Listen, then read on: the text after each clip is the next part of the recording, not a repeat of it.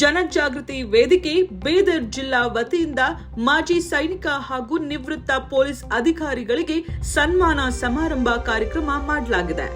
ಉದ್ಘಾಟಕರು ಪೂಜ್ಯ ಶ್ರೀ ಪಂಚಾಕ್ಷರಿ ಸ್ವಾಮೀಜಿ, ಬಂಡೆಪ್ಪ ಶಾಂಕಾಪುರ, ಮಾಜಿ ಸಚಿವರು ಮಹೇಶ್ ಸಿ ಹುಬ್ಬಳ್ಳಿ, ಅಧ್ಯಕ್ಷತೆ ಅಭಿಲಾಷ್ ಸಿಂಧೆ, ನಾಗೂರ, ವಸಂತ ಚಿದ್ರಿ, ತನವೀರ್ ಅಹಮದ್ ಖಾನ್, ಶಶಿ ಪಾಟೀಲ್ ಉಪಸ್ಥಿತರಿದ್ದರು. ಬೀದರ್ ಜಿಲ್ಲೆಯ ವರದಿಗಾರರು ಅಭಿಲಾಷ್ ಸಿಂಧೆ.